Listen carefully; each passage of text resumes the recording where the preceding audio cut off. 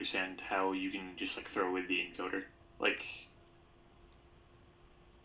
for generation, like where it seemed like you don't even need to necessarily save the mean invariance components to like generate as well, which kind of blows my mind.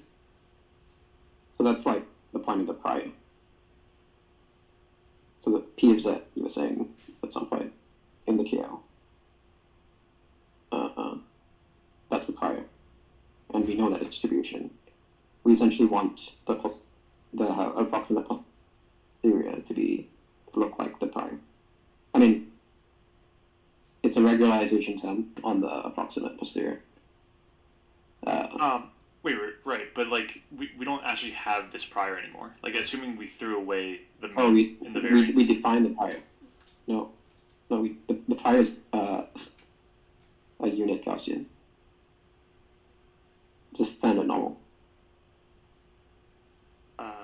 Go to your implementation. You've written it down there. I'm pretty sure. Or at least like implicitly in your KL.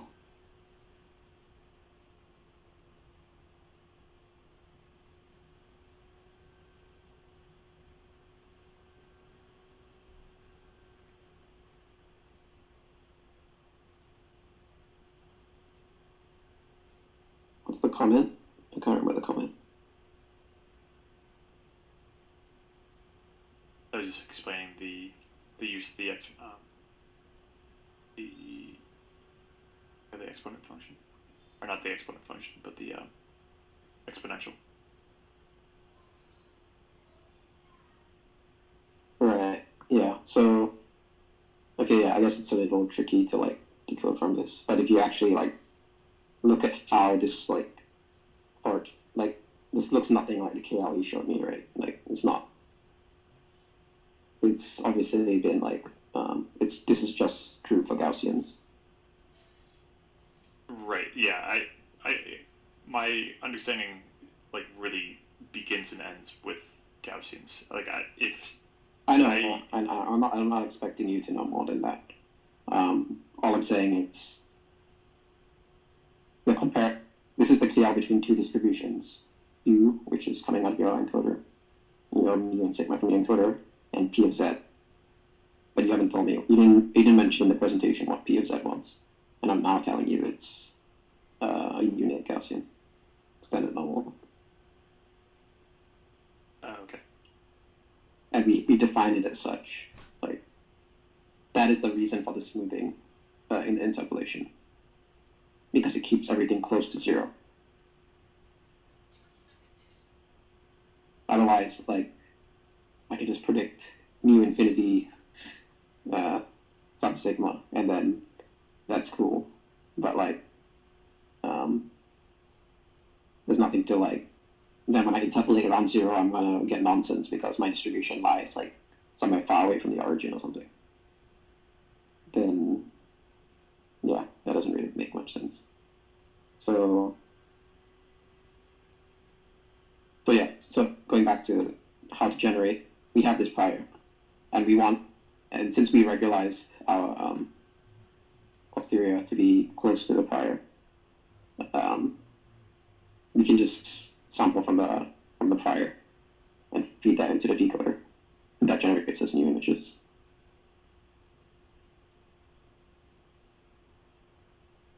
I guess I don't fully understand the prior yet.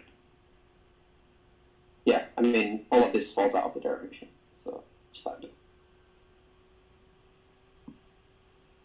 Okay, yeah. I mean, if you're gonna look at it now, if you're not like to. So with the VAE, you assume that a data point is described by some latent variable, which in this case you assume is a Gaussian. And then the decoder is basically learns to take this latent variable and turn it into an image. So if it's trained, hopefully you can just sample a Gaussian and put it into the decoder and it will give you an image. Does that make sense? Yeah, it totally does. But my understanding was that like you don't even need you don't even need like the Gaussian, like, because how would you describe the Gaussian other than like this mean variance, which apparently you don't need. Well, you do have the mean and the variance. It's 0 and the identity matrix, right? You do know the distribution of the prior. You kind of induce it into the latent space.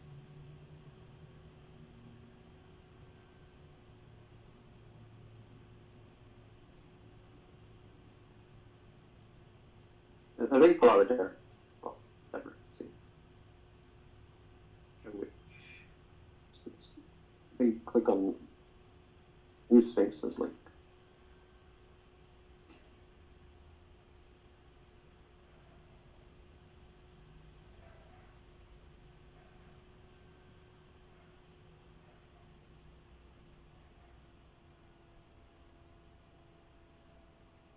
I mean, it's the same as how you'd sample from an ordinary autoencoder. It's just that you'd get crap, right?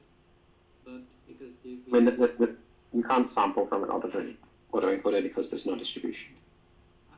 No, I just mean like you can technically input something like a random latent vector and it will output some gibberish.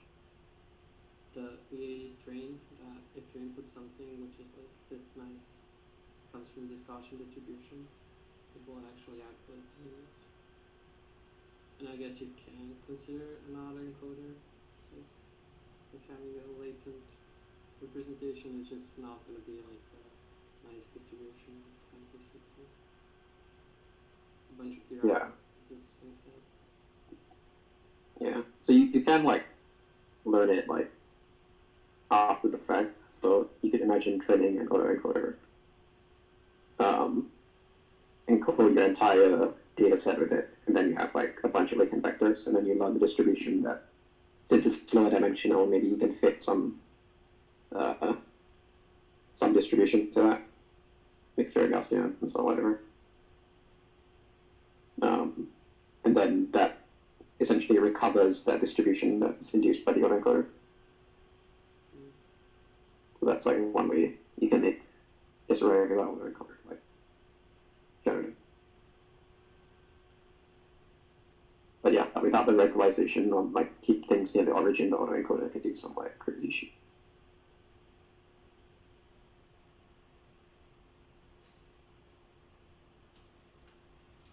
I don't really understand like this idea of keeping it near the origin. Like, how is this like? This seems like it's coming out of like nowhere. It's just a nice modern choice. I mean, I don't think in principle it has to be in it Gaussian. Seems like. But like, where does it come from? Like, why do we have this like this mystical like unit Gaussian? I mean, we get to choose what the prior is. Yeah, it's like your prior choice. Like you say, every image is described by 100 numbers which come like from a unique Gaussian. That's a decision I'm going to make. And then after you train a decoder, you can just take any 100 numbers from the Gaussian, and the decoder will be an image.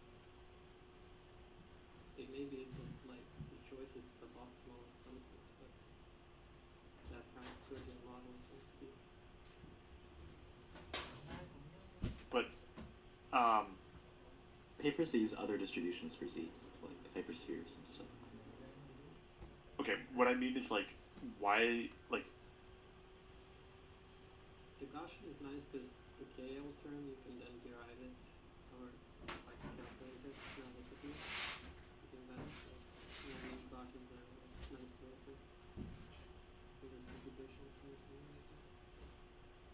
Yeah, so I guess what I mean is like what I'm confused about isn't like the use of the type of distribution. I mean quite literally like where is this distribution coming from, and why is it centered at 0 with variance 1, and like what purpose does it hold like outside of everything else? well, in a standard autoencoder, would you like ask where do these like 100 latent vectors, like where does this vector represent the latent variable come from? Like, you just assume that you can like bring it down to that, right? I mean, it's the modeling chart. Like, Yeah, like the concept of VI is that we introduce some variational family, like a family of distributions, and then we find the one which is closest to our real data. And like in that, when you choose a family of distributions, you also have to choose a prior over that family. And the most natural prior is the unit Gaussian in this case. But we could choose other families, other variational families, and we could find the distribution from that family which best reflects our data. It's a latent variable.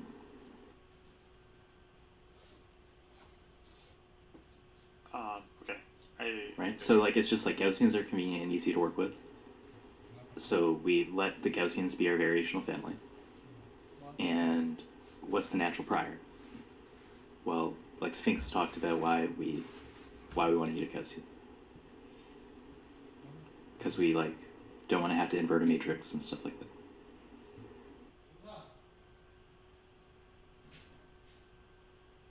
I see. So this is just kind of like formalizing like where this Gaussian is coming from, like the use of the Gaussians. Right. Well, the prior Gaussian, I mean, it's a prior distribution over your variational family.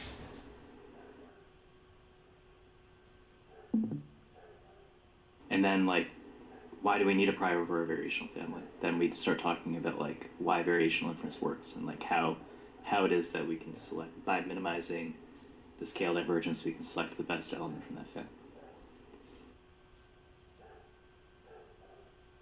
But you accept that like, assuming we have like a family of distributions and we need a prior over it. Like if we choose Gaussians, the unit Gaussian is like sensible as prior. What does it mean to have a prior over a unit? Like I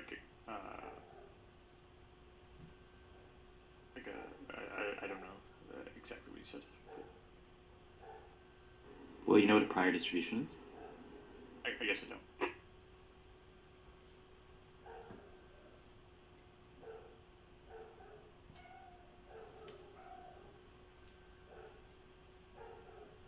bring up a picture of Basel. Yeah. So we're trying to estimate a posterior distribution P of z given x, right? And then if you look at Bayes' rule, you'll see that this induces a prior distribution over z that we need.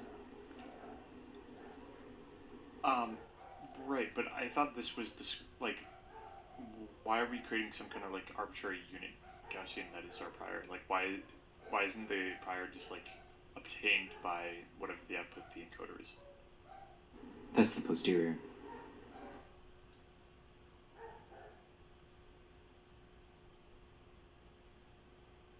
Bring up Basel. Like, for latent variable models, just so it matches your notation. Like, so the z and the x's are the same.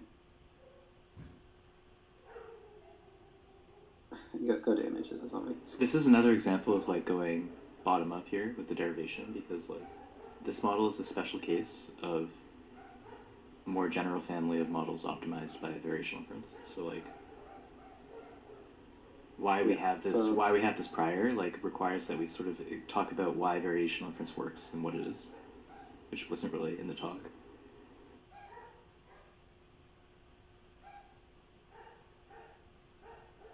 Okay, yeah, this is a bets. Oh, no. I mean, Yeah. Why not just bring up the Kigma and Welling paper? yeah, sure. Do that.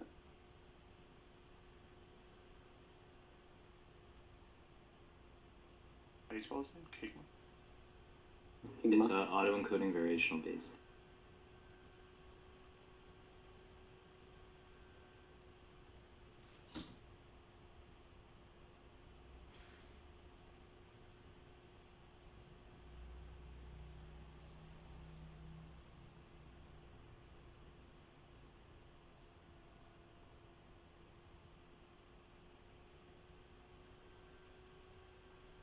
I think you have like past where it should be. I don't know. I feel like Yeah, maybe this is bad. What about it's like too much. Like, yeah, what about what's his name? Honestly, Since unnecessary one. Duvernay's notes? Or sorry, Ehrman's notes? Yeah, that should have it. EERMON. Stefano. Yeah, here it is. I'll link.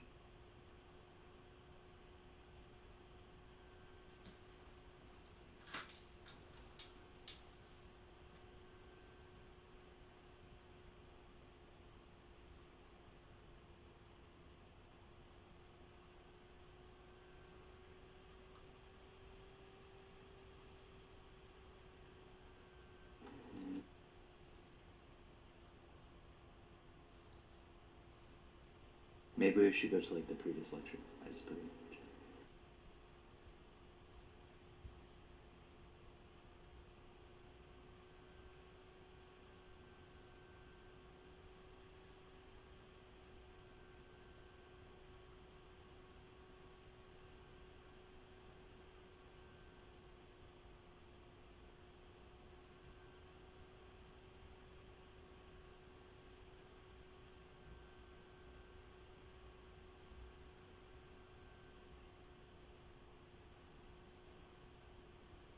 Why don't we try to derive it ourselves?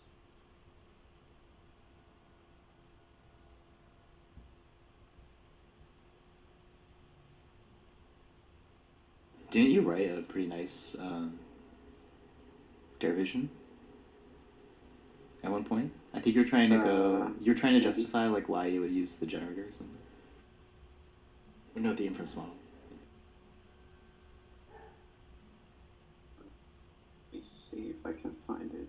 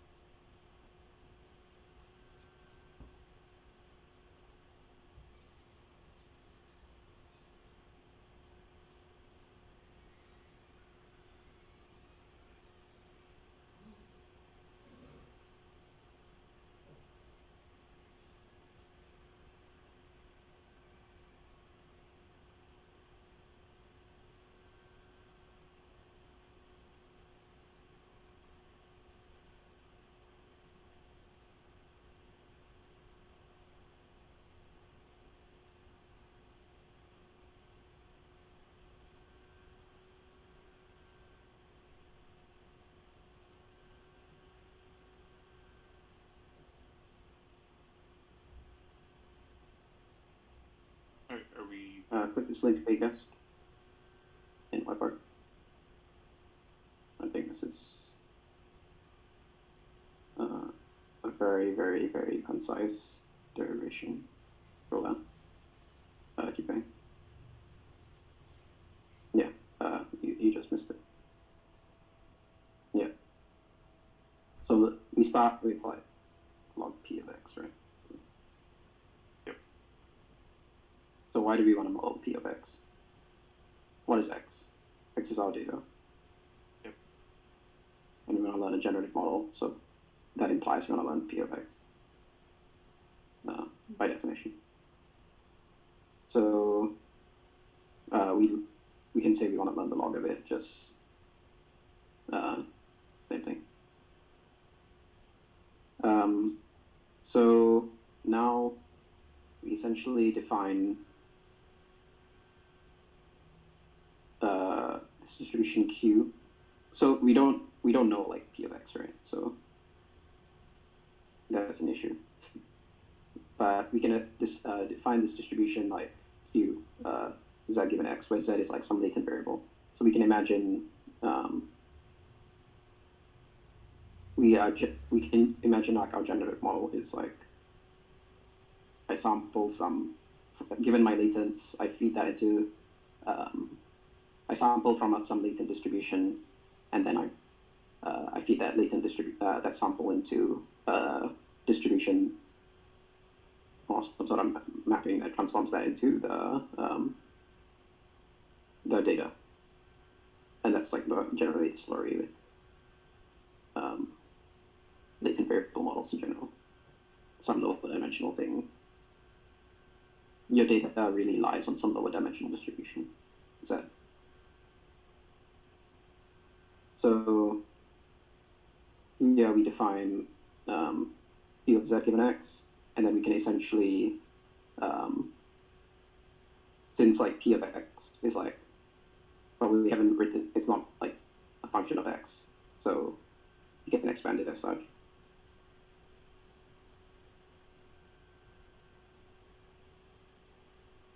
Actually, I think this is a better definition, sorry. This is like I think this might jump a few too many steps.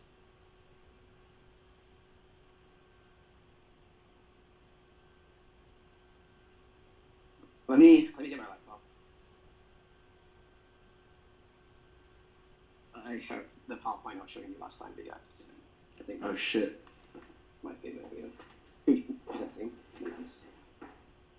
Bun has to whip out his laptop. Oh my god. Oh my god. You've taken him to the next level, BS. I've gotten him off his phone.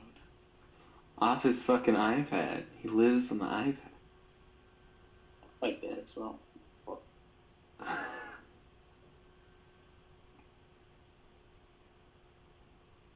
not gonna lie,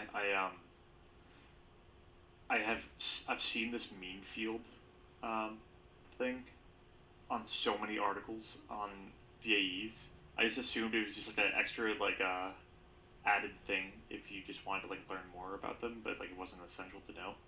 And the fact that like Sphinx brought it up, I was just like so not ready for it. I had completely skipped it every single time I read about VAEs. Because in the 3 articles that I read, it was always like here's an extra little bit.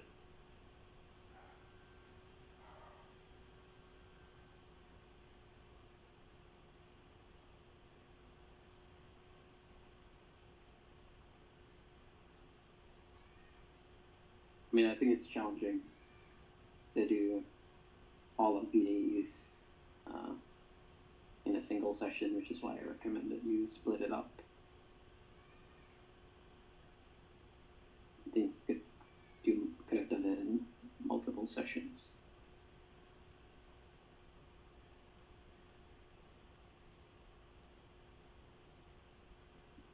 Okay, I got my laptop.